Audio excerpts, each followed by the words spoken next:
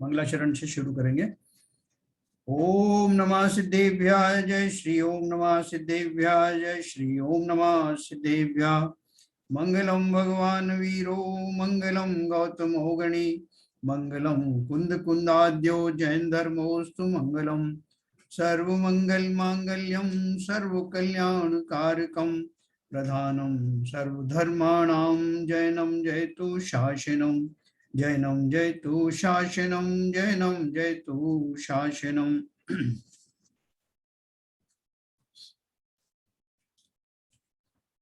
पुस्तक चल रही है हमारी क्रिया परिणाम और अभिप्राय, जिसके लेखक हैं पंडित अभय कुमार जी शास्त्री, और सब्जेक्ट चल रहा है, टॉपिक है सम्यक चारित्र के लिए किए गए विपरीत प्रयत्न। तो पंचारित्र की बात कर रहे हैं, भले वो लौकिक चारित्र हो या पारमार्थिक चारित्र, हम दोनों की बात कर रहे हैं। तो कल अपन ने वो पूजन के प्रसंग में एक बात करी थी कि सामूहिक पूजन में या जो पर्सनल पूजन है उसमें क्या सुधार किया जाए। तो कल की हमारी चर्चा का आशय खाली इतना मात्र था कि पूजन के अंदर में जितना ज्यादा हम उस पर अच्छे भाव भर सकें, जिनसे लोगों के भाव अच्छे हों और वो इधर उधर ना भटके, वैसे ही प्रयत्न करना चाहिए।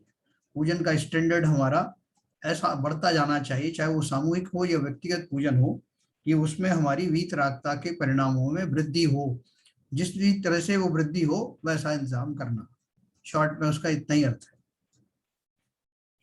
वो कोई डिबेटेबल सब्जेक्ट नहीं है कि वो जोर से पढ़ें कि धीरे से पढ़ें या समूह में पढ़ें, कुछ नहीं, जैसे भी पढ़ें उसमें अपना उद्देश्य जो है वो इतना मात्र है कि उसका जो लेवल जो है वो ऐसा हो, उस इस स्तर तक पहुंच जाए कि वो पूजन हमारे चित्त को न केवल आनंदित करे बल्कि हमारे परिणामों में विशुद्धता बढ़ती चली जाए। इस बात का हमें ध्यान रखना। फिर देखो आजकल उन्होंने एक और बात लिखी है, आजकल पूजन के प्रत्येक छंद को अलग अलग धुनों में गाने का फैशन बन गया है। अब देखो पंचकल्याणक वगैरह जो होते हैं तो वो उनके पंडित जी होते हैं, तो बीच बीच में वो एक छंद दूसरी तर्ज में पढ़ेंगे, दूसरे दूसरी छंद में पढ़ते हैं। वो धुन बिठाने के लिए उसी धुन में प्रचलित भक्ति बोली जाती है और उस भक्ति के बोल प्रसंग के अनुकूल भी नहीं होते। वह भक्ति भी सिनेमा के श्रृंगार पोषक गानों की तर्ज में होती है, जिसमें शालीनता का अभाव अक्सर होता है। पूजन में तप कल्याणक के छंद की धुन बिठाने के लिए जन्म कल्याणक की भक्ति भी चलती। एक पंच कल्याणक महोत्सव में पांडुक शिला पर जन्माभिषेक के समय उत्साही युवा मंडली गाने लगी, होली खेले मुन्नी राजे अकेले वनु में। तो क्या प्रसंग चल रहा है? जन्माभिषेक का। तो क्या गाया जा रहा है कि बन रहा है वन में जाकर के वो होली खेल रहे हैं। जरा विचार कीजिए कि जन्माभिषेक के समय यह गीत गाने का क्या औचित्य है। वास्तव में बार बार धुन बदलने की आवश्यकता नहीं है, यह भी कर्णेंद्रीय विषय के लोभ के प्रतीक है। यहाँ क्रिया और परिणामों की विसंगतियों का विस्तृत विवेचन इसी उद्देश्य से किया गया है कि हम पूजन पाठ के भावों पर ही लक्ष्य रखें तथा गीत संगीत को गौण रखते हुए उक्त विसंगतियों से बचें। मतलब उसको प्रमुखता के साथ नहीं कि धुन बिठालनी है इसलिए भाव कुछ भी होने दो, इसके विपरीत उल्टा होना चाहिए कि मेरे अपने भाव न केवल बरकरार बने रहें बल्कि उससे और उत्कृष्ट दशा को बढ़ते जाएं। इसको फोकस करते हुए जो भी आप कर सकते करिए। उक्त परिस्थितियों में क्रिया और परिणाम दोनों विकृत हैं, जबकि इस प्रकरण में पंडित जी ऐसी परिस्थितियां बताना चाहते हैं जिनमें क्रिया यथार्थ होते हुए भी परिणाम और अभिप्राय विकृत होते हैं। देखो क्या बोला, एक तो ऐसा हो कि हमारे क्रिया भी विकृत हैं और परिणाम भी गलत है। दूसरा ये हो सकता है कि क्रिया तो सही चल रही, जैसे हम पंचकल्याणक वगैरह कर रहे हैं या पूजन आज में बैठे हुए हैं तो हमारी क्रियाएं बराबर चल रही, लेकिन अंदर में परिणाम और अभिप्राय में गड़बड़ है। सातवें अधिकार के पृष्ठ पर उपवास करते समय कैसे कैसे परिणाम हो जाते हैं इसका मार्मिक चित्रण निम्न शब्दों में किया गया है। कितने ही जीव पहले तो बड़ी प्रतिज्ञा धारण कर बैठते हैं, परंतु अंतरंग में विषय कषाय वासना मिटी नहीं है इसलिए जैसे तैसे प्रतिज्ञा पूरी करना चाहते हैं।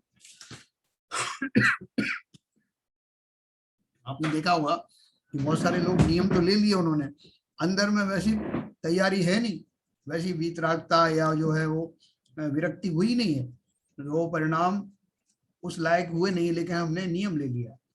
कितने ही जीव पहले तो बड़ी प्रतिज्ञा धारण कर बैठते हैं, परंतु अंतरंग में विषय कषाय वासना मिटी नहीं है, इसलिए जैसे तैसे प्रतिज्ञा पूरी करना चाहते हैं। वहां उस प्रतिज्ञा से परिणाम दुखी होते हैं, जैसे कोई बहुत उपवास कर बैठता है और पश्चात पीड़ा से दुखी हुआ रोगी की भांति काल गंवाता है। आपने देखा होगा ऐसा बहुत सारा, गाँव वगैरह में बहुत होता है कि उपवास ले लिए साहब, मैं तो 30 उपवास करूंगा या 25 उपवास करूंगा, और थोड़े बहुत तो कर लिए, उसके बाद में बहुत दिक्कत होने लगी। तो फिर कभी अपने बीच बीच में मनोरंजन के दूसरे साधन ढूंढे, कहीं लोटपोट होने लगे जमीन में, कहीं पिक्चर देखने चले गए। तो वो क्यों हो रही स्थिति, क्योंकि अंदर से तैयारी वैसी थी नहीं, और बाहर से आपने वो क्रियाएं कर ली, तो जो विषय वासनाएं हैं वो आपको उन नियमों में दृढ़ होने नहीं देते।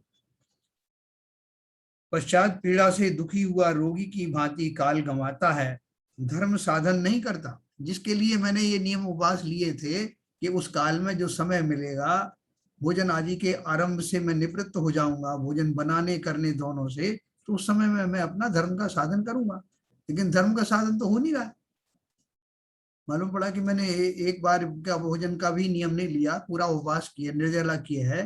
तो वो तो इसलिए किया था कि मुझे मालूम था कि मेरे अंदर में अंतरंग शक्ति बहुत है, तो भोजन आदि के विकल्प ना आएंगे और उसके बिना मैं धर्म ध्यान में अपना समय गंवाऊंगा। लेकिन हो तो उल्टा रहा है। इससे तो अच्छा मैं अगर एक बार भोजन का रख लेता तो मैं भली प्रकार धर्म साधन कर सकता था।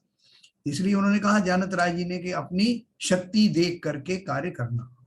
शक्ति क्या देखना, कि मैं मेरे अंदर में इन सब उपवासों के बावजूद इतनी शक्ति अवश्य रहे कि मैं शुभ परिणामों द्वारा, अच्छे परिणामों द्वारा धर्म के मार्ग पर लगा रहूं।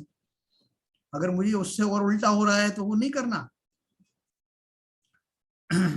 तो प्रथम ही सुधरती जाने उतनी ही प्रतिज्ञा क्यों ना ले, है ना। जितना मेरे वश का है, शक्ति बिना श्रद्धा धरो का अर्थ ये है कि आप में इतनी शक्ति है। इसका अर्थ ये भी नहीं है कि आप जो है बेईमानी कहो करके कहोगे नहीं मेरे अंदर तो बिल्कुल शक्ति नहीं, मैं कोई नियम धारण नहीं कर सकता, कोई उपवास एकासन नहीं कर सकता, ऐसा नहीं है। लेकिन उसका शक्ति बिना श्रद्धा धरे का अर्थ यह है कि जितनी आपकी शक्ति है उतना करते हुए, और उसके बाद में जितनी शक्ति उतने व्रत उपवास को करने के बाद में आपके पास है और जिससे धर्म साधन हो सकता है, वो उतना ही आप व्रत उपवास करना। कि मुख्य रूप से वो जो धर्म साधन के लिए ही नियम संयम लिए जाते। तो प्रथम ही सुधरती जाने उतनी ही प्रतिज्ञा क्यों ना ले, दुखी होने में आर्त ध्यान हो उसका फल अच्छा कैसे लगेगा। अथवा उस प्रतिज्ञा का दुख नहीं सहा जाता, तब उसके बदले विषय पोषण के लिए अन्य उपाय करता है। क्या उपाय करता है, मुक्तमार्ग प्रकाशक में लिखा है ये सब। जैसे तृषा लगे तब पानी तो ना पिए, और अन्य शीतल उपचार अनेक प्रकार करे। भैया वो मेरा पानी का जरा त्याग है, तो रूह अफ़ज़ा लाना है उसमें से, जरा वो पानी मत मिलाना उसमें, शुद्ध वो दे देना, या कोई जूस ले आओ। वो करते करते 2-4 किलो मैंने मौसम्बी का रस पी गया, कहीं गन्ने का रस पी गया, ये सब, फिर भी प्यास बुझी नहीं। वो प्यास को दूर करने के लिए मैं कहाँ कहाँ तक पहुंच गया, मतलब कौन कौन से मैंने आडंबर अपनाए। तो बोल रहे हैं कि चूंकि मुंह से नाम पानी का छोड़ा है, लेकिन वो पानी की जाति का होने वाला जो राग है पानी आदि से, वो तो बना रहा ना, बल्कि ये मायाचारी का दोष और लगा। किसको ठग रहे हो, तृषा लगे तब पानी तो ना पिए और अन्य शीतल उपचार अनेक प्रकार करे, वह घृत तो छोड़े और अन्य स्निग्ध वस्तु का उपाय करके भक्षण करे। जैसा मैंने घी छोड़ दिया है, तो घी छोड़ दिया है तो अपन दूसरी चीजों का सेवन कर सकते हैं। तो पहले डालडा चलता था ना, तो बोले साहब वो शुद्ध घी का मैंने त्याग कर दिया इसलिए डालडा खाता हूँ। तो और अशुद्ध चीज खा रहे हो, और किस लिए खा रहे हो, कि खाली अपना किसी न इन प्रकार अपनी जो वासना है, जो इच्छाएं हैं, उनको किसी ना किसी तरह से पूर्त करना। तो अंदर से उसके प्रति वैराग तो हुआ नहीं है उनके प्रति, अभी तक हमें राग बना हुआ है। तो वो इसलिए उन्होंने कहा ना, वो गुड़ खाएं और गुलगुलों का परहेज करें। गुलगुले जानते हैं ना आप? जो गुड़ से बनते हैं, जो क्या बोलते हैं उनको, हुए, उनको गुलगुले कहते हैं वहाँ MP साइड में। तो वो कहते हैं कि गुड़ तो खा रहे हैं और गुलगुले इसलिए नहीं खा रहे हैं कि उसमें साफ गुड़ पड़ता है, इसलिए हम नहीं खाते, और डायरेक्ट गुड़ खा रहे हैं। तो ये कहावत इसलिए चली। बहुत सारे लोग क्या करते हैं कि रात हो रही है और रात्रि भोजन का त्याग है साहब, तो उनसे कहा कि आप रात में खा रहे हैं क्या? तो उन्होंने कहा साहब देखिए ऐसा है कि रात्रि की परिभाषा आप क्या समझते हैं? बोले भाई सूरज नहीं दिखाई देता, हम उसको रात्रि कहते हैं। बस बोले को आपने बिल्कुल सही समझा। तो हम क्या करते हैं, सूरज की किरणें आपको दिखाई देती है ना? मतलब हाँ दिखाई देती हैं। तो हमने क्या किया है कि एक बड़ा सा वो ले लेते हैं हम, बल्ब। पहले वो 100 वाट के चलते थे और उसमें एक छलनी होती ना, छलनी, वो उससे रख देते थे। तो जैसे सूरज की किरणें आती ना, वैसी दिखाई पड़ती है भाई साहब। हम बैठ करके आराम से भोजन करते 2-2 घंटे। तो आपने बोला था ना कि सूरज की किरणें जो है अगर नहीं दिखाई दे तो रात होती, दिख रही ना। आप तो कुछ समझते नहीं हो। हाँ बिल्कुल भाई साहब, हम तो समझते नहीं। बोले ये है असली रात्रि भोजन का त्याग का अर्थ, ये है। बहुत सारे लोग आज भी कहते हैं, वो जो बहुत बड़े बड़े विद्वान हैं वो ये कहते हैं कि पहले के जमाने की बात है जहाँ रात्रि भोजन छोड़ा जाता था, क्योंकि रोशनी इतनी कम हुआ करती थी कि वो कीड़े मकोड़े दिखाई नहीं देते थे। आजकल तो दिन जैसी रोशनी होती है, सब कुछ दिखता है। तो इसलिए ये जो पुरानी बातें हैं रात्रि भोजन का त्याग है, आजकल का नहीं है। पूरी भरपूर लाइट है, दिन से भी ज्यादा उजाला होता है। तो अभी आप उनको समझाएं, अगर आपने समझाने की कोशिश की कि नहीं साहब ऐसा है कि वो सूर्य अस्त के बाद में कि जीवाणु बहुत उत्पन्न होते हैं। तो बोले उत्पन्न होते हैं तो हमें तो दिखते नहीं है ना, जो दिखते हैं तो हम उनको दूर कर देते हैं। अब जो दिख ही नहीं रहे तो वो तो दिन में भी नहीं दिखते, हमें इसकी क्या गारंटी कि वो दिन में जो है हमको हैं और हमें नहीं दिख रहे हैं। तो बहुत सारे लोग तरह तरह की बहस करने को तैयार हो जाएंगे, क्योंकि उनका जो राग है वो तो समाप्त हुआ नहीं है, और खोटे खोटे ऊपर ऊपर से दिखाने के नियम का पालन करते हैं।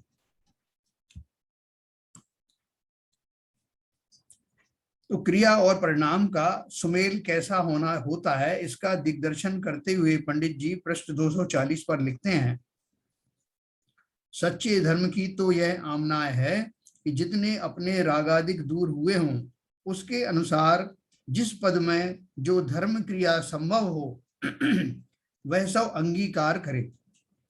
यदि अल्प रागादिक मिटे हों तो निचले पद में ही प्रवर्तन करें, परंतु उच्च पद धारण करके नीची क्रिया ना करें। देखो ये एक बहुत इंपॉर्टेंट बात है। जो हमारे यहाँ जो अलग अलग लेवल के जो पद बनाए गए हैं, वो पद बनाने के पीछे कारण यही है। हम गृहस्थ से जब किंचित व्रत नियम संयम आदि धारण करते हैं तो हम श्रावक बन जाते हैं, और श्रावक का मिनिमम लेवल से लेकर के और मैक्सिमम लेवल तक बताया गया है। श्रावक की जो प्रतिमाएं हैं वो तो प्रतिमाएं सम्यक दर्शन से शुरू होती हैं, लेकिन उसके पहले हम अष्टमूल गुणों का पालन, रात्रि भोजन का त्याग, और ये सब 3 मकार का त्याग, सप्त व्यसन का त्याग, ये तो कर सकते हैं ना अपनी भूमिका में। उतने मात्र से हम किंचित श्रावक बन जाते हैं। वो थोड़े दिन तक उनकी साधना करो, और उस साधना को जब मैं देखूं मजबूती के साथ मैं उन पर कर पाता हूं तो और आगे बढ़ो। फिर क्या करें भाई साहब, आपने प्रतिमा का तो मना कर दिया था कि सम्यक दर्शन नहीं हो जब तक प्रतिमा धारण नहीं करना। बिल्कुल किया था, लेकिन इसका अर्थ ये नहीं है कि हम असंयमी रहें। उसका खाली उद्देश्य ये था कहने का कि अगर हम उन प्रतिमाओं को पालन करते हैं तो अवश्य ही जीवन में डिसिप्लिन तो बढ़ेगा, लेकिन अगर उसी को हमने प्रतिमा का स्वरूप समझ लिया तो फिर सम्यक दर्शन प्राप्त करने की लालसा कि हमारा उद्देश्य समाप्त हो जाएगा ना। इसलिए कहा है कि वो सच्ची प्रतिमा तो जब ही होंगी, जो प्रतिमा हमने धारण कर ली वो उन्हें प्रतिमा ना कह करके प्रतिमा जैसे उसके योग्य होने वाले वो हमारे नियम संयम आदि हैं, और आचरण में करो, कोई दिक्कत नहीं, ये मान करके करो कि भाई साहब भले ही सम्यक दर्शन नहीं है, लेकिन मैं प्रैक्टिस तो कर सकता हूँ ना उन प्रतिमाओं की। और प्रैक्टिस करते समय मैं ये जानता हूं कि अभी असली प्रतिमा शुरू नहीं हुई, इतना भर आवाज रखना और आप वो सब करना, और ये भी साथ में करना कि वो प्रतिमाओं का पालन मैं इसलिए भी कर रहा हूँ कि उस जाति के नियम संयम होने के कारण भी हो सकता है मुझे सम्यक दर्शन प्राप्त हो जाए, कि उस लेवल की मैं डिसिप्लिन ला रहा हूँ ना अपने जीवन में। और अगर वास्तव में मुझे सम्यक दर्शन इस बीच में हो गया तो मैं पहले गुण स्थान से 5वें गुण स्थान में पहुंच जाऊं। यानी चारों तरफ फायदा ही फायदा है प्रति नियम संयम पालन करने का, प्रोवाइडेड कि मैं पूरी निष्ठा और ईमानदारी के साथ उन नियम संयम आदि का पालन करूं, पूरा पूरा पाखंड नहीं करूं, दिखावे के लिए नहीं करूं, और जितना मुझसे सद जाए उतना करूं। अभी पहली प्रतिमा मान लो आपके हाथ में नहीं है, तो आप दूसरी प्रतिमा में जो अणुव्रत आदि जो दिए हैं वो उनका पालन करो, कैसा, जैसा शास्त्र में बताया वैसा ही। और लेकिन ये मत मान जाना कि वो वास्तव में मेरी प्रतिमाएं शुरू हो गई हैं। खाली मात्र जो है ताजे मसाले पीस के खा लेने से और कुआ का पानी पी लेने से, इतने मात्र से प्रतिमा साध सकती नहीं। उसके अंदर कितने ऊंचे भाव हैं उन प्रतिमाओं में, उनको भली भांति समझना और फिर उनको अंगीकार करना। और अगर आपको दूसरी प्रतिमा के बाद तीसरी प्रतिमा लेने का सामर्थ्य ना हो तो दूसरी का और अच्छी दृढ़ता के साथ में उसका अभ्यास करना, फिर तीसरी में जाना, फिर चौथी में जाना, उनके लेवल बढ़ाते जाना उन व्रत नियम संयम के। और अंदर में अभिप्राय में यही रखना कि ये मैं किसी दिखावे के लिए नहीं कर रहा हूँ, किसी को इम्प्रेस करने के लिए नहीं कर रहा हूँ, मैं स्वयं के अपने भावों में उस लेवल की विशुद्धि लाना चाहता हूँ कि जो अगर मान लीजिए मुझे सम्यक दर्शन बीच में हो गया तो सीधा 5वां गुण स्थान वाला व्रती हो जाऊंगा, और ना भी हो तो इसमें हर्ज क्या है। उसमें क्रियाओं में मत अटक जाना कि साहब मैंने देखो हाथ का शूद्र जल का मैंने त्याग किया हुआ है और जो मसाले में कूट कर खाता हूँ, बस हो गया मेरी प्रतिमा, पहली दूसरी प्रतिमा सब हो गई। ऐसे भाव मत रखना, उसमें संधि मत निकालना, जो जैसा है उसको वैसे ही करना। और इन क्रियाओं से धर्म नहीं होता, इन क्रिया मात्र से धर्म नहीं होता, ऐसा मानना। मैं ये नहीं बोलता हूँ कि मसाले ताजे पिए नहीं सेवन करना चाहिए, अवश्य करना चाहिए, जितनी जितनी आपसे अहिंसा का साधना हो जाए वो जरूर करना, लेकिन वहीं मत अटक जाना क्रियाओं में। अंदर में जिन भावों सहित उनको अंगीकार किया था उन भावों की महिमा पहचान। तो उन्होंने क्या लिखा, यदि अल्प रागादिक मिटे हों तो निचले पद में ही प्रवर्तन करें, परंतु उच्च पद धारण करके नीची क्रिया ना करें। जब तक आप दूसरी चौथी प्रतिमा कर रहे हैं, 10वीं प्रतिमा कर रहे हैं, उत्कृष्ट प्रतिमा धारण करने के बाद में और फिर आप बिल्कुल उसमें जो चले जाएंगे वानप्रस्थाश्रम में, आपका घर भी छूट जाएगा। तो अपना अभ्यास धीरे धीरे बढ़ाते बढ़ाते उस योग्य अपने को करें। ऐसा नहीं कि हमने दीक्षा तो ले ली, मुनि दीक्षा, और नीचे की भूमिकाओं का अभ्यास ही नहीं, तो दूसरे दिन से ही आपका भोजन पानी बंद हो गया। आज तो 3-3 बार खा रहे थे, और अभी दीक्षा लेने के बाद सवेरे से 1 बार भोजन करना, पानी भी उसी समय पीना, तो हमारी हालत खराब हो जाती है कि हमने तो उस टाइम रियलाइज नहीं किया कि इतना बड़ा जो है ये नियम संयम है। लेकिन अब मैंने ले लिया, मैं क्या करूं साहब, पीछे तो मुड़ के जा नहीं सकता, तो समाज मुझे जीने नहीं देगी, और इस तरह से जीने में मुझे कुछ आनंद नहीं आ रहा, तो बहुत बुरी हालत होगी, पीछे जा नहीं सकता हूँ, आगे बढ़ नहीं पा रहा हूँ। तो फिर वो उसमें शिथिलाचार और नई नई युक्तियां लगा करके उस पद को ही दूषित कर देता है। उस पद के योग्य मेरे भाव नहीं हो रहे, उस पद के योग्य मुझसे आचरण नहीं हो रहे, तो ज्यादातर होता है ये कि इसी के कारण वो पद लज्जित होने लगता है। उस पद पर जो बैठा हुआ आसीन है वो व्यक्ति, वो सबके लिए आंख की किरकिरी बन जाता है। इसलिए बहुत समझ करके, जितना मेरे अंदर साहस है, जितने पूर्वक, जितनी प्रतिज्ञा पूर्वक मेरा धर्म साधन हो सकता है उतना ही ग्रहण करना, धीरे धीरे बढ़ाना। कभी भी भूल से भी बिना अभ्यास के आगे की प्रतिमाएं या आगे के नियम मुनि आदि के धारण नहीं करना, जब तक कि आप बिल्कुल तैयार ना हो जाए। तो उन्होंने ये लिखा है, यदि अल्परागादिक मिटे हों तो निचले पद में ही प्रवर्तन करें, परंतु उच्च पद धारण करके नीची क्रिया ना करें। परिणामों के सुधरने बिगड़ने की चर्चा के उपरांत अभिप्राय की चर्चा करते हुए पृष्ठ 238 पर पंडित जी लिखते हैं, और यदि परिणामों का भी विचार हो तो जैसे अपने परिणाम होते दिखाई दें उन्हीं पर दृष्टि रहती है, परंतु उन परिणामों की परंपरा का विचार करने पर अभिप्राय में जो वासना है उसका विचार नहीं करते।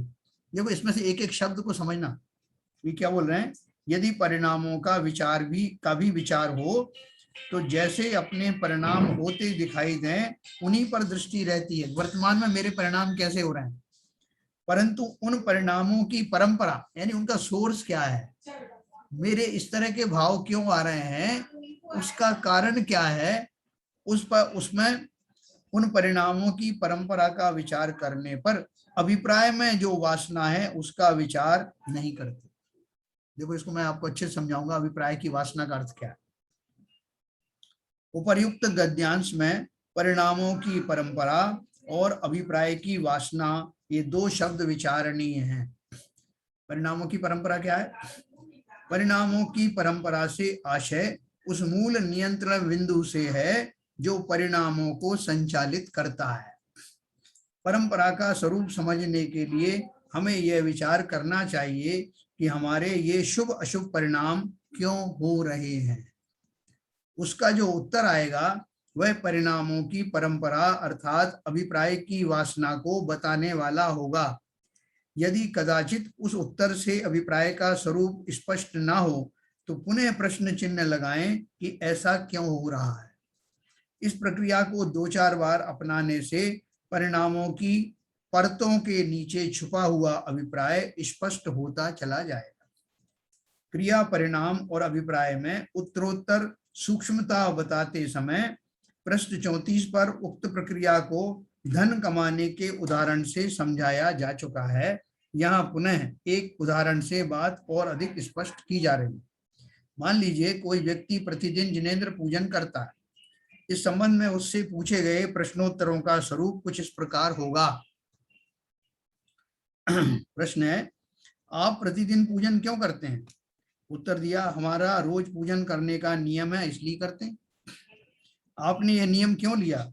हमारे पिताजी अंतिम समय में कह गए थे कि यह मंदिर वेदी पूर्वजों ने बनवाई है, अतः यहाँ रोज पूजन करना, इसलिए हमने यह नियम लिया। क्या आप पूज्य और पूजा के स्वरूप में कुछ जानते हैं? हमें ये जानने की फुर्सत ही कहाँ है। यह सब जानना तो आप जैसे पंडितों का काम है। हम तो अपने नियम का ईमानदारी से पालन करते हैं। उक्त प्रश्नोत्तरों से स्पष्ट होता है कि वह व्यक्ति मात्र नियम पालन में ही संतुष्ट है। तत्व समझने से उसे कोई प्रयोजन नहीं है। यह संतुष्टि और अनध्यवसाय भाव ही उसका विपरीत अभिप्राय है ना। देखो ये जो थे ना अपना रामायण में महाभारत में वो शकुनी का जो कैरेक्टर दिखाया जाता, जो भले ही उनकी दूसरे दर्शन में बताया हो, हमारे यहाँ का पता नहीं, तो वहां शकुनी का ये बताया जाता है कि वो इनके कौरवों का बहुत हितैषी दिखाया गया है और उनकी तरफ से उनका भला करने के उद्देश्य से पांडवों के साथ बहुत सी छल प्रपंच करता है। लेकिन उसके अंदर में जो गहराई में जो अभिप्राय बैठा है वो अभिप्राय जनरली लोगों को नहीं मालूम पड़ता। सपोज करो कि अपन उससे प्रश्न पूछें है और वो अपने को सही सही जवाब दे, तो अपन क्या पूछेंगे कि भाई साहब ये जो आप पांडवों के प्रति जो कुछ करते हैं शकुनी मामा जी, ये इससे आपको अच्छा लगता है क्या? बोले हाँ बहुत आनंद आता है। बोले क्यों आनंद क्यों आता है? बोले आनंद इसलिए आता है कि वो मैं इस उनकी तरफ से जो उनका जो मैं विरोध करता हूँ उस विरोध के कारण उनके अंदर में कौरवों के प्रति नफरत बढ़ती चली जाती है। बोले फिर इससे क्या होने वाला है? बोले कौरवों के प्रति नफरत बढ़ने से एक दिन वो उनका सर्वनाश कर देंगे। बोले अरे आप क्या बात कर रहे हो, आप सर्वनाश कराना चाहते हैं कौरवों का? बोले हाँ कराना चाहता हूँ। तो बोले आपने सीधा मार्ग क्यों नहीं अपनाया? कौरवों को जो है वो पहले ही पांडवों की तरफ मिल जाते और पांडवों की तरफ मिल करके फिर उनका करते विनाश। तो बोले नहीं, ऐसा करने में तो सारी पोल खुल जाती ना, और उनका वैसा समूल नाश नहीं होता जैसा मैं चाहता हूँ।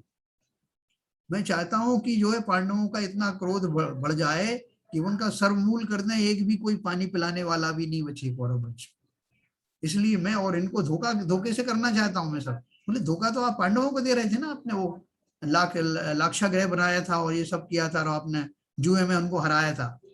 बोले ये धोखा मैं उनको नहीं दे रहा था, उस धोखे को दिखा करके मैं कौरवों के खिलाफ ही धोखा कर रहा था, जिससे मुझे अपना परम हितैषी माने और मेरी सारी बातें स्वीकार करें और मेरी इन कृत्यों से पांडवों की नफरत बढ़ती जाए और एक दिन वो इनका विनाश कर दें, क्योंकि इन्होंने मेरी बहन से एक अंधे की शादी करवा दी।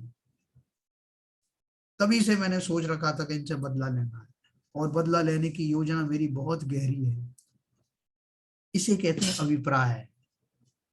इसे कहते हैं अभिप्राय में दबी हुई वासना जो हम सबकी है। बहुत गहरी है, कई बार तो हम खुद भी नहीं जानते। मैंने तो आपके माध्यम से चुकनी से इतने सवाल पूछ करके उसकी गहराई से जानने की कोशिश की, लेकिन हम अपनी ही वासनाओं को, अपने खोटे अभिप्रायों को चित्त में दबाए हुए अनादि काल से घूम रहे हैं। ना तो हमें फुर्सत है जानने की कि मेरा अभिप्राय क्या है, मैं चाहता क्या हूं, अल्टीमेटली मेरा उद्देश्य क्या है।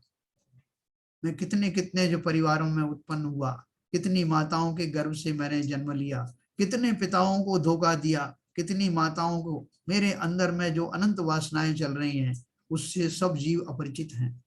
सारे जीवों के साथ ये चल रहा है। वो स्वयं भी नहीं जानते कि मैं किससे छल कर रहा हूं, क्यों कर रहा हूं, क्या प्राप्त करना चाहता हूं। लेकिन ये अभिप्राय की वासनाएं बहुत गहरी बैठी हुई हैं।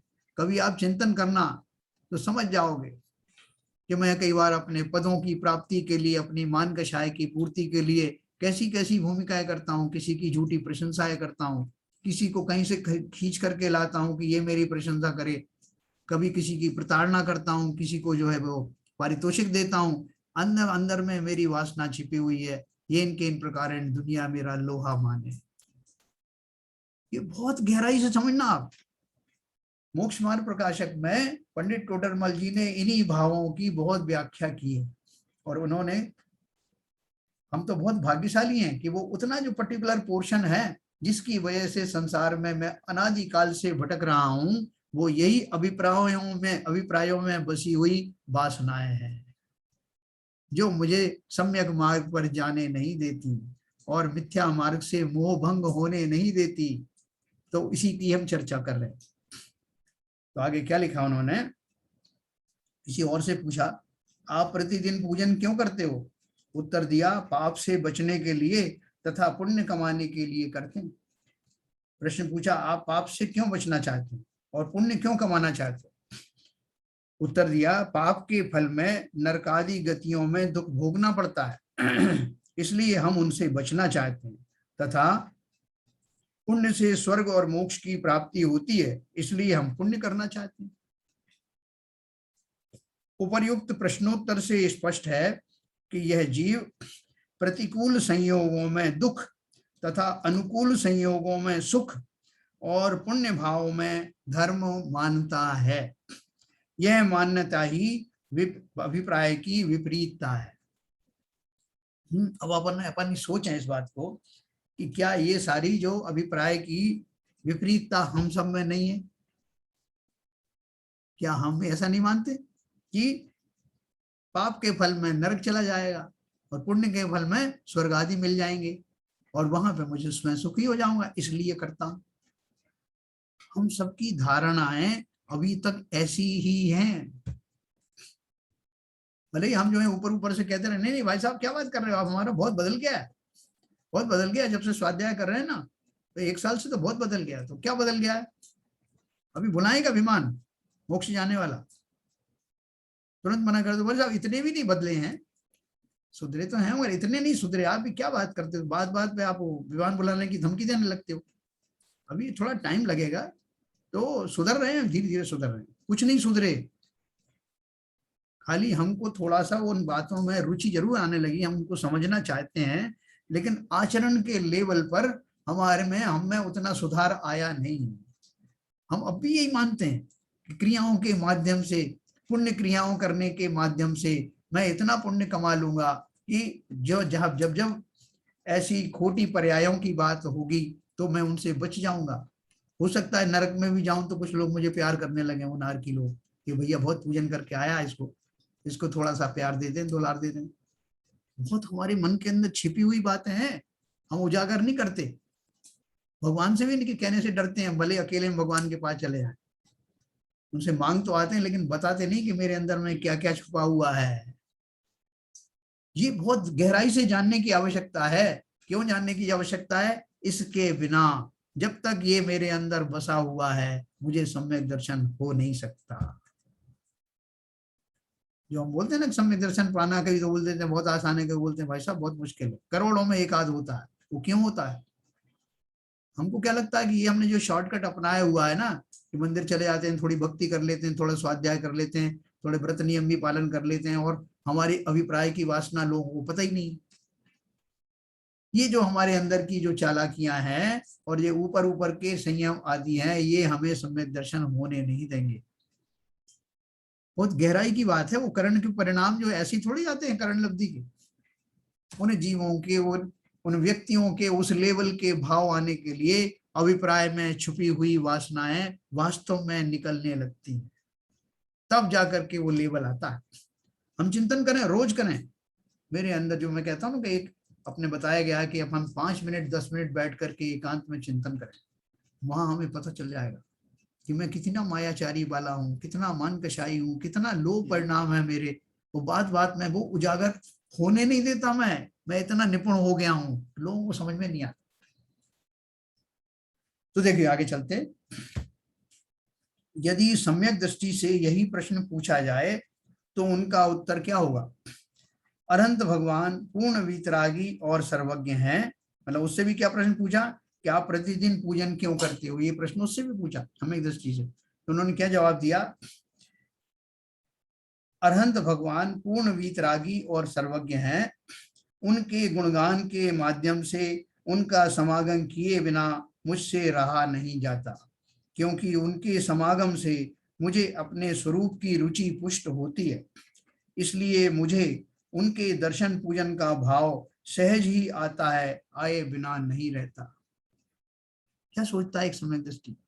क्या हो, पहली बात तो मुझे इन सब बातों की खबर ही नहीं थी, और दूसरी बात खबर भी मुझे लगी तो वो तो धन्य है जिन्होंने न केवल इसका पूरा स्वरूप समझ करके कितने समय पहले ही न केवल सम्यक दर्शन को प्राप्त कर लिया, बल्कि उस पूरी प्रक्रिया को समझ करके वैसा बन भी गए। मैं तो अभी इसमें ही सर मार रहा हूं कि इसमें क्या अंतर की वासना क्या है और क्या लाभ है और क्या नुकसान है, इसमें उलझा हुआ हूं। और भगवान आपने तो उस मार्ग को छू लिया, आप स्वयं ही अनंत बन गए, तो आपकी मेरी क्या तुलना। उन गुणों को मैं आज तक समझ ही नहीं पाया जो मेरे अंदर भी हैं, और आपने उनको न केवल पूर्ण विकसित कर लिया बल्कि संसार मार्ग से निकल करके और मुक्ति के मार्ग में स्थापित हो गए। आप धन्य हैं। ऐसा भाव धारण करने वाला जीव, दर्शन करा लो उससे, पूजन करा लो उससे, स्वाध्याय करा लो, सब में उसका इसी बात की विशेष उसकी जो बहुमान है जिनेन्द्र देव के प्रति, वो बार बार लौट लौट के आता है, उछलने लगता है। जब जब जिनेन्द्र भगवान की प्रतिमा देखता है उनका बहुमान जागृत हो जाता है, श्रद्धा से मन भर जाता है, हमारा नहीं भरता। तो वो उसका उत्तर यही होगा कि मुझे बहुत अच्छा लगता है। ज्ञानी के उक्त उत्तर में उनकी स्वरूप की रुचि तथा शुभ भाव का भी सहज ज्ञातृत्व अकृतृत्व झलकता है, यही सम्यक अभिप्राय है। देखो इसमें 2 शब्द आए, थोड़े कठिन है। ज्ञानी के उक्त उत्तर में उनके स्वरूप की रुचि, कौन से स्वरूप की रुचि? जो स्वरूप जिनेन्द्र देव का है वो तो है ही, मेरा भी वैसा ही स्वरूप है, मैं भी अपने उस स्वरूप में स्थापित होना चाहता हूँ, इसलिए मेरी रुचि उस ओर जागृत हुई।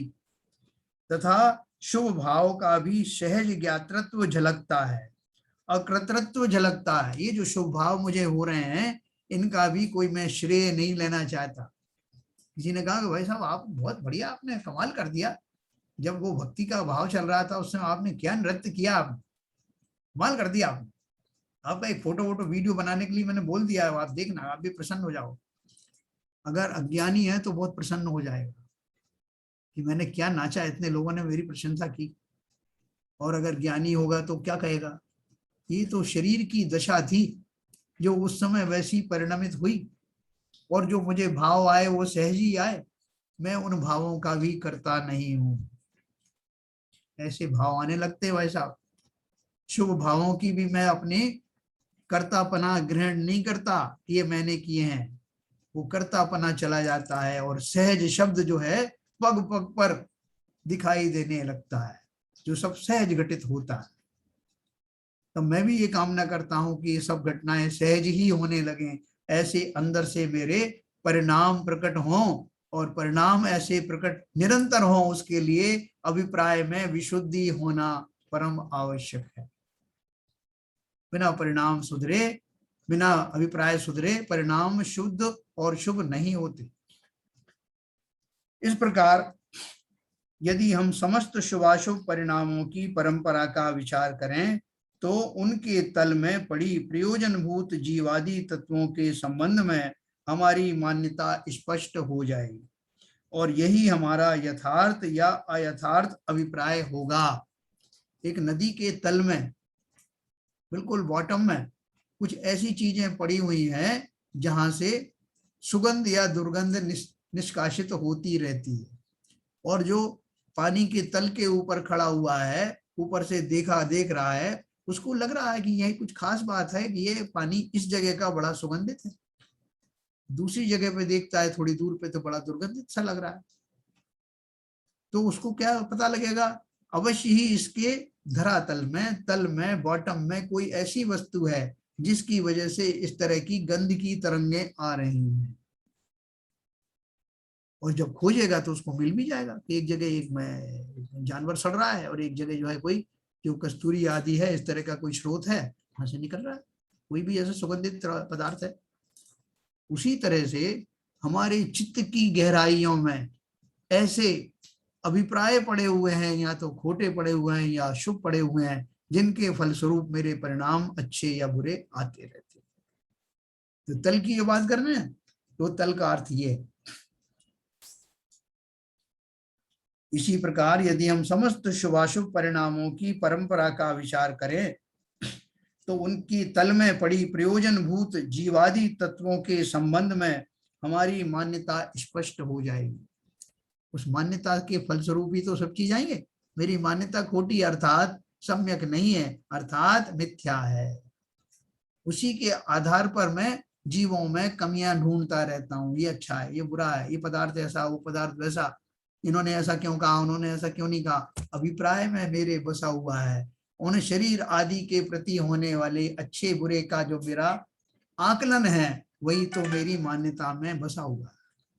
और मान्यता की अर्थात अभिप्राय की दूषित पने के कारण ही ये सारे क्रियाकलाप हो रहे हैं। प्रश्न पूछा किसी ने, हमारा अभिप्राय यथार्थ है या अयथार्थ है, यह निर्णय कैसे हो सकेगा? उत्तर दिया, जिनागम में वर्णित वस्तु स्वरूप की कसौटी पर कसकर परखने से हमें ज्ञात हो जाएगा कि हमारा अभिप्राय यथार्थ है या मिथ्या है।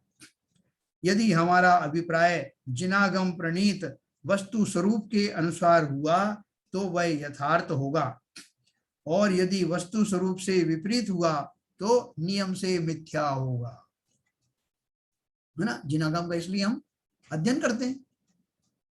अपने को शरीर और रागादि से भिन्न उनका अकर्ता तथा सहज ज्ञाता मानने वाला अभिप्राय सम्यक है, यथार्थ है, तथा इससे विपरीत अपने को शरीर आदि में मानने वाला अभिप्राय अयथार्थ है, अर्थात मिथ्या है। देखो, अपन मेरी भावना पढ़ते हैं ना, तो मेरी भावना किस लिए पढ़ते हैं? वैसा अभी थोड़ा सा टाइम बचा हुआ है, तो जब तक लोग नहीं इकट्ठे होते मेरी भावना पढ़ते हैं। हम उसको फिलर की तरह गैप भरने के लिए इसलिए पढ़ते हैं मेरी भावना। और वो मेरी भावना की जो पहली लाइन है वो क्या है? जिसने राग द्वेष काम आदि जीते सब जग जान लिया। पहली लाइन में क्या लिखा है? कितना सिंपल।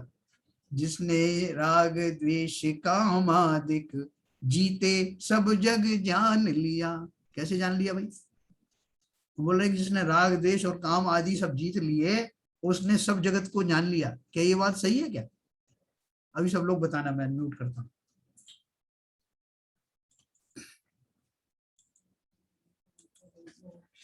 हाँ बताओ भाई, विपुल जी बताओ, ये जो मेरी भावना का पहली लाइन थी वो कहाँ तक सच है?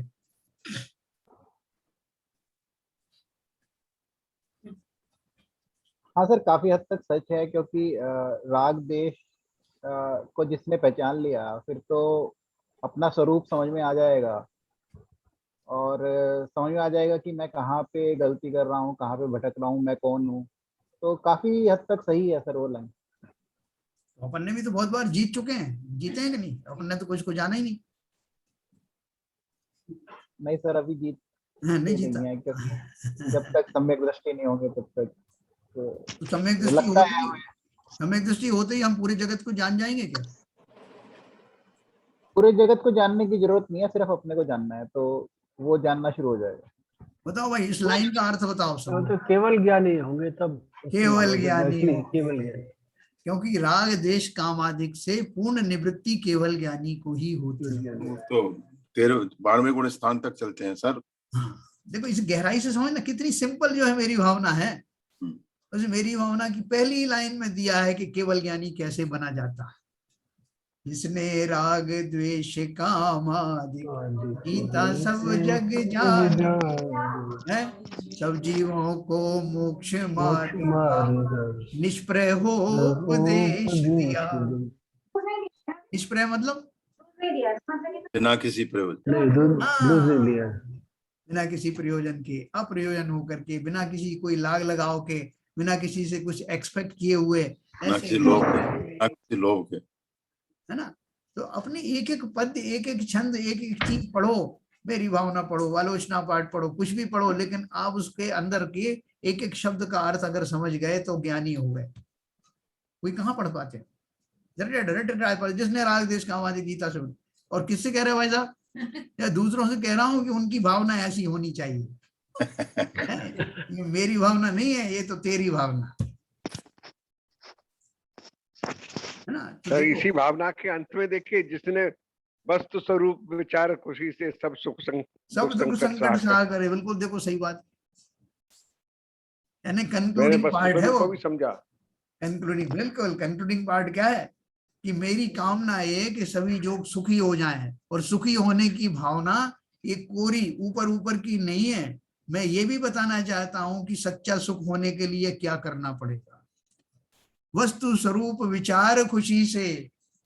ये जो संकट है संसार में, सुख दुख रूप जिन्हें हम कहते हैं, वो तो बने रहेंगे, लेकिन मेरी मान्यता बदल जाएगी। मैं वस्तु स्वरूप को समझ जाने के कारण ये सो कॉल्ड सुख और दुख हैं, इनमें किसी तरह का दुख संताप नहीं पाऊंगा। ये है वस्तु स्वरूप समझने का लाभ।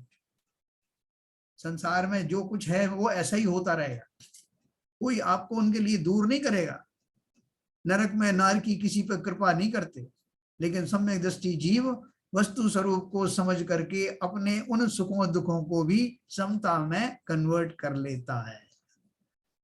इतनी बढ़िया बढ़िया चीजें हमारे यहाँ माल है, ऐसा माल है कहीं और क्या? हर एक लाइन में आपको वीतरागी बनने का उपदेश है, हर एक लाइन। कहीं भी नहीं लिखा है ऐसा कि भाई साहब ऐसा है कि थोड़ी देर तो आप इसमें ही रहो, बाद में हो जाना ना वीतरागी, कहीं नहीं कहा। शुरू से ये कहा है वीतरागी बनने की प्रेरणा, वीतराग ही हमारा धर्म है। और इसलिए अपन अपना जो पढ़ रहे हैं उसमें क्या कहा कि जिस प्रकार से ये इनके इन प्रकार पूजा से, स्वाध्याय से, आरती से, अभिषेक आदि से, जिस जिस विधा से आपका भाव वीतरागी होने लगे, उन विधाओं को अपनाते चले जाना। उन विधाओं में भी वीतरागता खोज लेना। कहीं भी ये नहीं कहा कि आप राग आदि में बने रहो, भाई साहब अभी तो जो है थोड़े दिन तो राग कर लें, कहीं नहीं लिखा। निरंतर यही प्रेरणा है, इसी का नाम वीतराग विज्ञान है। इतना अनोखा धर्म है, हमें तो निहाल हो जाना चाहिए, क्या वस्तु मुझे मिली। तो ये अभिप्राय की वासना किसे कहते हैं बताओ भाई पदमचंद जी, क्या आपको कुछ समझ में आया तो बताएं।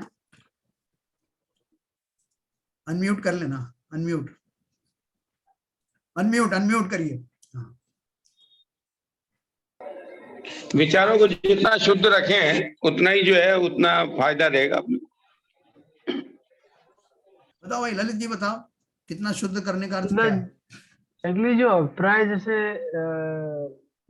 मिथ्या अभिप्राय है, सम्यक अभिप्राय तो है नहीं, तो जो मिथ्या अभिप्राय है उसमें बहुत वासना रखना, मतलब उसी को आप एकदम चिपकाए रखना अपने आप से, उसको उसमें जो है उसमें परिवर्तन करने का कोई प्रयास न करे इंसान, तो उसको अभिप्राय की वासना कहेंगे।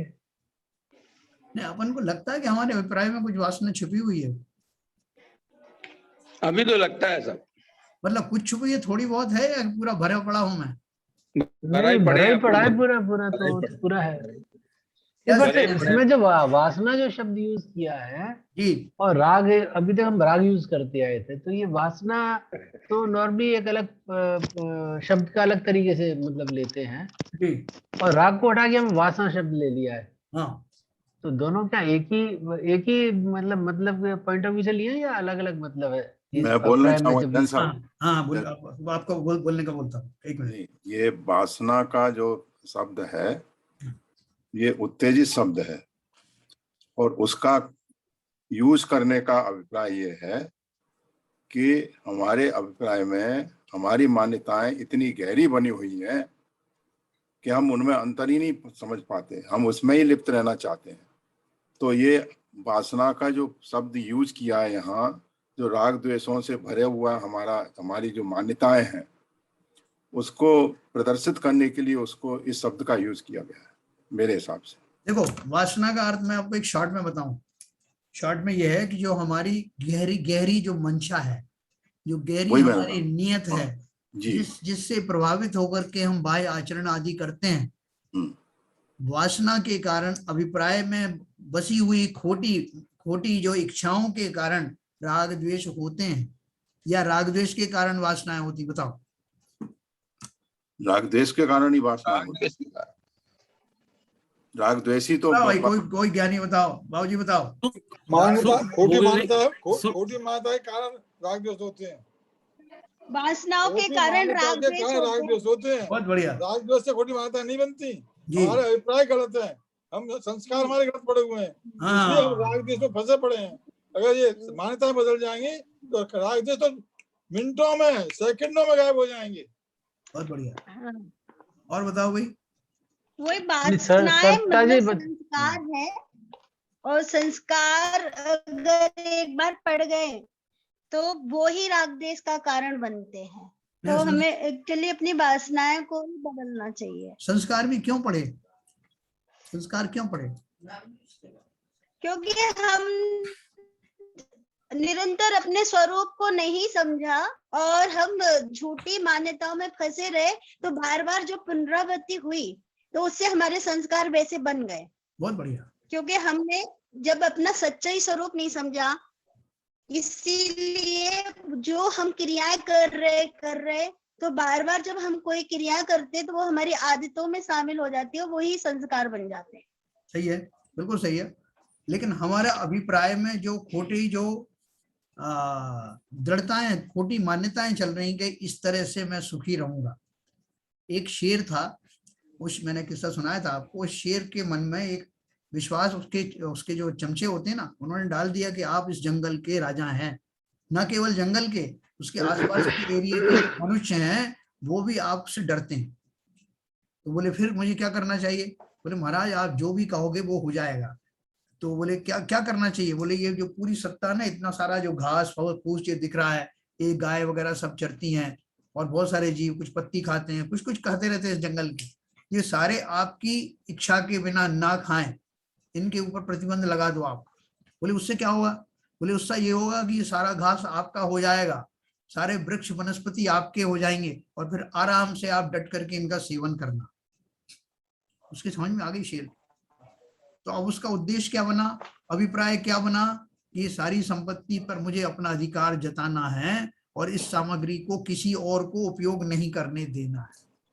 ये उसकी दृढ़ता से मान्यता बन गई, मैं जंगल का स्वामी हूँ, सारी निधि मेरी है, किसी भी तरह से येन केन प्रकारेण मुझे किसी को इसका सेवन नहीं करने देना।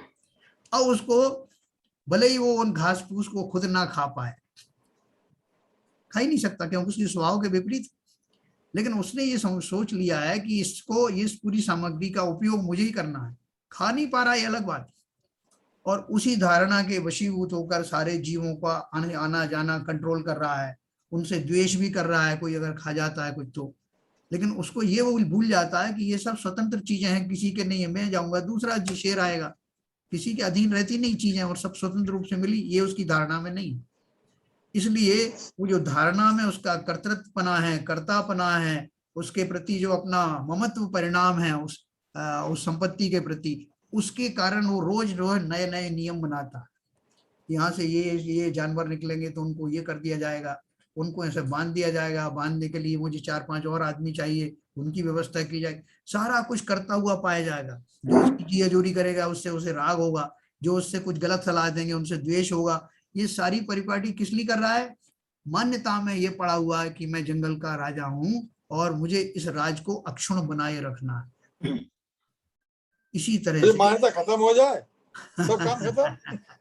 तो काय के चम्मच और काय के राग और काय के द्वेष है। राम की चिड़िया, राम का खेत, आओ रे चिड़िया चुग लो खेत। किसने कहा था? सरदारों के वो जो गुरु हुए थे ना, क्या नाम था उनका बचपन? गुरु नानक। उन्होंने कहा था ये, है ना। पिताजी ने कहा कि बेटा जाके खेत की रखवाली करना, और वो जाके सुबह से ये कहते थे कि राम की चिड़िया, राम का खेत, आओ रे चिड़िया चुग लो खेत। ऐसा बोलते थे बचपन में। पिताजी से बहुत प्रताड़ना मिलती थी उनको, लेकिन वो क्या करें, उनके सहज में ही ऐसा अभिप्राय में बसा हुआ था। और आज आपने एक बात बताई थी जी कि अभी आज के प्रवचन बताया, अभी बता कि हम लोग जो हैं केवल ये चाहते हैं पुण्य कर्म बन जाए, संसार में बने रहे, सुखी बने। कोई हमसे का मोक्ष जाने की, मैं नहीं जा रहा ये मोक्ष जिसको जाना वो जाए, है ना। अच्छा, अब मैं आप एक बात कहता हूँ, ये भावना ये तो बनी हुई है, ये सही कह रहे हो, लेकिन ये दिमाग में नहीं है कि पुण्य कर्म भी कैसे बनेंगे। भाव रहित पूजा भी करना, जिसमें भाव नहीं है, जिसमें वो नहीं है, तो उसमें वो भी क्रियाएं जो है, जितनी भी क्रियाएं भाव रहित होंगी, उनमें पुण्य कर्म भी नहीं बनेंगे, कुछ भी नहीं होगा, टाइम पास है। बिल्कुल सही कहा। इसलिए अगर पुण्य कर्म भी बांध रहे हैं तो भाव सहित ही पूजा करनी पड़ेगी। बिना भाव सहित पूजा करे पुण्य भी नहीं बनेगा। बोलते हैं नकल में भी अकल चाहिए, नकल में भी अकल चाहिए ना। भाई एकदम सामने तो कह दी पुण्य कर्म बांध लेंगे तो भाई इससे आराम मिलेगा। अब लगे पड़े हैं कि जब ये कभी इससे उठा रहे हैं, कभी वहां से वो रख रहे हैं, कभी मंदिर में ये कर रहे हैं, कभी वो कर रहे हैं, दुनिया में काम कर रहे हैं। क्यों? ऐसे ने कह दिए पुण्य कर्म बनेंगे, और ये सब पुण्य निकाल रहे हैं, ये सब पुण्य निकाल रहे हैं, इसलिए मैं कर रहा हूँ। ऐसे ने कह दिए इससे पुण्य कर्म बनेंगे, इसलिए मेरे नहीं है, ऐसे ने कह दी इसलिए। लेकिन यह इस तरीके से अगर काम करोगे तो वो पुण्य कर्म भी नहीं बनेंगे और आप टाइम पास कर दोगे। बाबूजी, मैं और एक बात कहना चाहूंगा। सही कहा। उन पूजा की क्रिया करते समय जब भाव उल्टी दिशाओं में चलेंगे तो पुण्य कर्म की बजाय पाप कर्म और बनेंगे। आप ये भी वो तो ब्याज में, वो तो नहीं, वो ऐसा नहीं है कि वो वही बात रुक जाएगी। ये सब टाइम पास है। पुण्य कर्म के अलावा हम पाप कर्म को और बांध रहे हैं वहां पर। गुरुजी के दोनों पैरों को दो चेलों ने बांट लिया, दाहिना पैर तेरा है और बायां पैर मेरा। अब रोज सेवा करें उन पैरों की, अपने अपने हिस्से में जो पैर आए। और जो धीरे से वो दूसरे का पैर में जो चिमटी भी तोड़ लेता था कि ये पैर थोड़ी मेरा है। उसने उसमें चिमटी तोड़ी, उनके दूसरे पैर में तोड़ी, ये मेरा नहीं है। तो फलस्वरूप आहत कौन हुआ? गुरुजी बड़े दुखी कि अच्छा है ये पुण्य बांधने के लिए दोनों को मारी लात। उन्होंने भागो अपने अपने पुण्य कहीं और जो है उसको बांधना, मेरा पीछा छोड़ो। सही कह रहे, बिल्कुल सही कहा। तो ऐसे ही हम क्रियाओं के माध्यम से, जैसा कि बाबूजी ने बताया, उनको बहुत अच्छा बताया, उसी तरह से हम वो क्रियाएं भी कोरी क्रिया करने के कारण, और उनमें भी हमारा अभिप्राय छुपा हुआ क्या है, खोटा अभिप्राय छुपा है कि इन क्रिया करने से भाई साहब मुझे इनकी सेवा एवा थोड़ी करना है, वो तो मुझे इससे पुण्य बनेगा ऐसा किसी ने बताया इसलिए कर रहा हूँ। अभिप्राय में ये खोटी मान्यता पड़ी होने के कारण मैं उन क्रियाओं को कर रहा हूँ। मुझे क्या लेने देना गुरुजी से और किसी से? गुरुजी का कुछ भी हो, इसलिए तो चिमटी तोड़ रहा हूँ, मेरा पुण्य बन रहा है। ऐसा ही संसारी समस्त जीव अपने पुण्य बांधने के चक्कर में खोटी क्रियाएं अपना रहे हैं, और पुण्य से क्या होने वाला है उसका सही भान मुझे हुआ नहीं। वो जो हूरें मिलेंगी ना, जिनको बोलते हैं तैयार करके कि मर जाना, अपने किसी आतंकियों को बनाते हैं ना, तो मर जाओगे तो तुम्हें हूरें मिलेंगी, उनकी वासनाएं जो पड़ी हुई है उनके अभिप्राय में, उसके कारण कर रहे हैं। ठीक है ना। तो ये सब जो है हमको अपने अभिप्राय की वासनाएं अब समझ में धीरे धीरे आने लगी। सरिता जी ने भी अच्छी बात करी। बरखा कुछ कहने वाली है? बरखा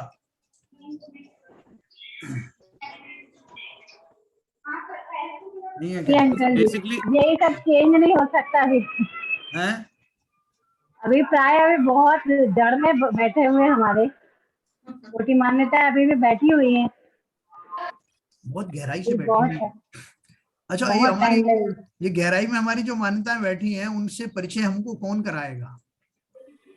कोई है डॉक्टर जो उसको उधेड़ के रख दे, पूरा पोस्टमार्टम करके दिखाए कि ये रहा आपका अभिप्राय? अब बैठे हैं ना हमारे पास अंकल जी एसके जैन साहब हैं। बहुत एसके जैन साहब हैं। नहीं साहब, मैं तो कहाँ लगता जी हूँ। आप ये जो शुरुआत तो आपने ही किया अंकल जी। देखो, ये सब कार्य हमको सबको अपने अपने लेवल पर ही करना पड़ेगा। पूरी ईमानदारी और निष्ठा के साथ हम एकांत में बैठ करके इस बात को अपना एनालाइज करें कि मेरे अंदर, मेरे गहराई में कैसे कैसे अभिप्राय, कैसी खोटी मान्यताएं, कैसी वासनाएं बैठी हैं, जिनके फलस्वरूप में परिवारजनों से, समाज के लोगों से, देश के लोगों से और विश्व के लोगों से कैसा कैसा व्यवहार करता हुआ पाया जाता हूँ। वो जो बुनियादी हो जाते हैं, जो निष्प्रय हो जाते हैं, वो उनके अंदर वो टटोल के देखते हैं कि अब कुछ बचा है क्या, अभी भी अभिप्राय में कुछ खोटापन है क्या। हमारे यहाँ तो 10वें गुण स्थान में भी सूक्ष्म लोभ का जो बताते हैं आविर्भाव, जबकि ऐसा कुछ दिखाई भी नहीं देता, लेकिन उतनी बारीकी वाला जो है, वो जो केवल ज्ञान गम्य है, उसको भी अभिप्राय की विपरीतता का ही नाम दिया जाता है। आचरण में रहने वाली थोड़ी सी कचास का नाम दिया जाता है। कितनी हम बारीकियों वाले जो है धर्म हमारे पास है, उसको हमें वास्तव में उसका बहुमान, उसकी महिमा आनी चाहिए।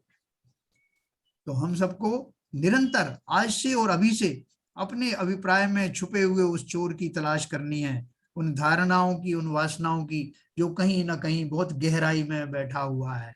जब तक वो निकलेगा नहीं, या विधि ने क्या है, निकसे नहीं बैठे पूरब चोर। ये भी चोर हैं सब, पुरानी मान्यताएं, अभिप्राय आदि। या विधि बिन निकसे नहीं बैठे पूरब चोर, है ना। इसको 12 भावनाओं में हमारी कौन सी भावना ऐसी है जिसमें कि ये सब ना हो? सब में यही बसा हुआ है। तो आप सब लोग जो हैं, इसका निरंतर ध्यान करना, यही हमारी उपलब्धि है। शास्त्र सुनने का माध्यम तो कोई बाहर का एक निमित्त है, लेकिन इनके माध्यम से अंतर में बैठी हुई इन कलुषताओं को हमें टच करके आना है, छू के आना है, पता लगा के आना। तो हम सबके जीवन में इस तरह के अभिप्राय ढूंढने की प्रवृत्ति और वो तीव्र आकांक्षा प्रकट हो, इसी भाव के साथ आज की बात समाप्त करें। जिनवाणी स्तुति करें।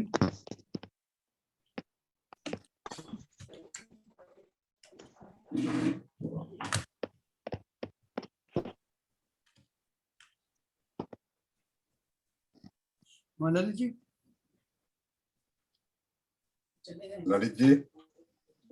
ललित जी के यहाँ शायद लाइट नहीं है। ललित जी के यहाँ शायद। चलिए आप करिए जैन साहब। मिथ्यात्म नाश वे को ज्ञान के प्रकाश वे को आपा परोभास वे को भानु सी बखानी है। ज्ञान वे को बंध विधि भान वे को स्वपर पिछान वे को परम प्रमानी है। अनुभव बताए वे को जीव के जताए वे को काऊ ना सताए वे को भव्य और यानी है। जहाँ तहाँ तार वे को पार के उतार वे को सुख विस्तार वे को यही जिनवाणी है। हे जिनवाणी भारती तो दिन रैन, जो तेरी शरणा गहे सो पावे सुख चैन। या वाणी के ज्ञान ते सूझे लोका लोक, सो वाणी मस्तक धरूं सदा देता हूँ दो। जिनवाणी माता की जय। जय हो जय हो।